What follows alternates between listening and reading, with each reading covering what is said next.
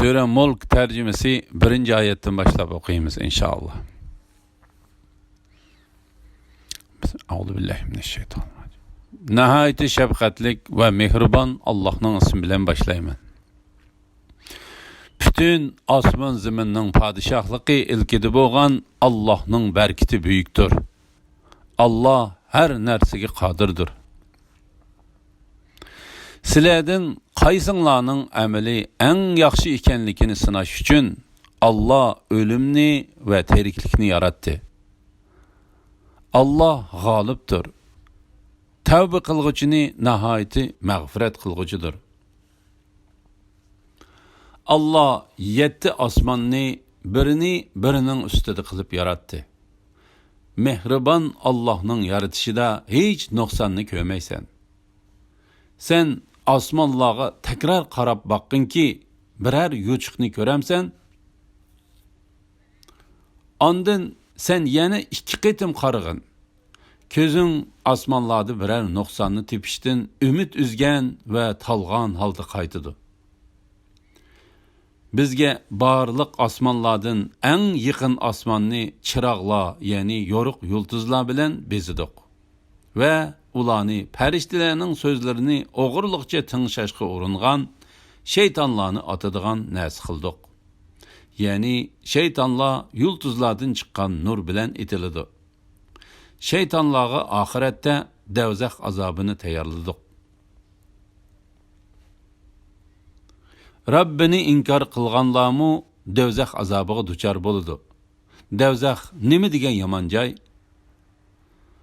Ular davzaxga tashlangan chaqda qaynab turgan davzaxning eshak hangirgandek sat ovozini anglaydi. Davzax g'azabdan parchalanib ketishga tas qoladi. Davzaxga har qachon bir to'p odam tashlangan chaqda davzaxga muakkal farishtalar ulardan sizlarga ogohlantiruvchi, ya'ni payg'ambar kelmaganmidi deb so'raydi. Ular undaq emas, bizga haqiqatan ogohlantiruvchi kelgan. Biz uni inkor qildik hamda biz Allah hech odamga vahiydan biror narsa nozil qilgani yo'q. Sizlar faqat cho'nqur ozg'unlikda dedik deydi. Ular agar biz payg'ambarning so'zlarini anglagan yoki tushungan bo'lsak, ahli do'zax qatorida bo'lmas edik deydi. Ular gunohini toniydi.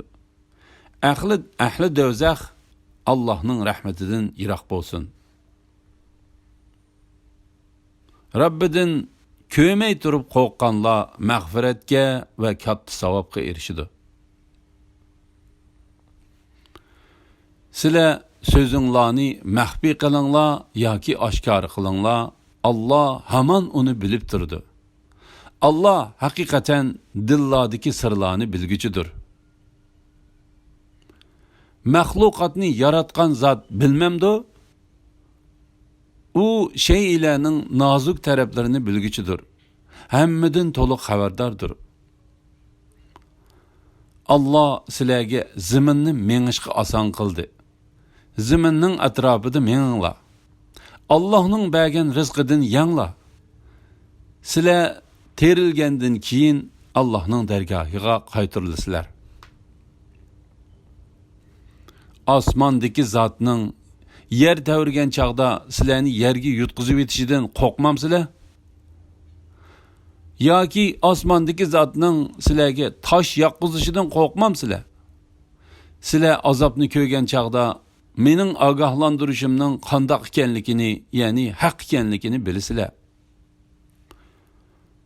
Ulardan ilgari o'tganlar payg'ambarlarini yolg'onga chiqardi. Ularni azob tushirish bilan ayblaganligim qandoq ekan?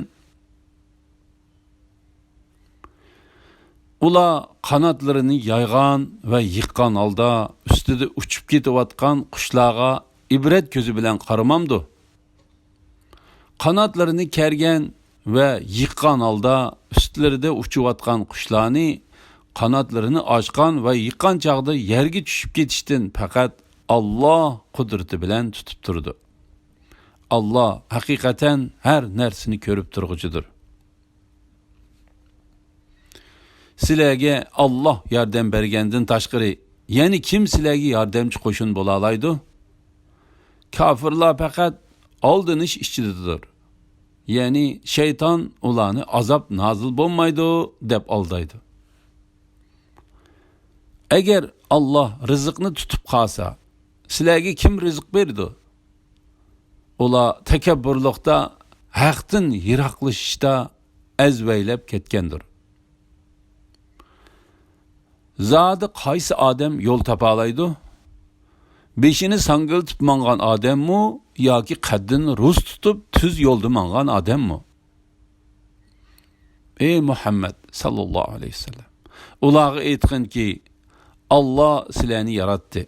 Sile üçün kulaqni, közlerini, dillani yarattı.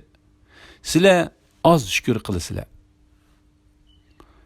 Aytqin ki, Allah sileni yeryüzüde yaratıp köpeytti. Hesap veriş için Allah'ın dergahıga toplanısılar. Ula, eğer sile rastçıl bolsanla, bu vədi kaçan işe aşırıldı, deydi. Ey Muhammed sallallahu aleyhi ve sellem, ulağı aytqin ki, bu haqdaki ilim, yani kıyametinin kaçan boluşu Allah'ın dergahıdadır. Men faqat ochiq agahlandırgıçımen. Ula azapның özlerige yıqınlıqını köygen çağda yüzler qardap ketidi. Ulağa mana bu sile dünyadaki çığınlarda talep qıygan nəsidir deyildi.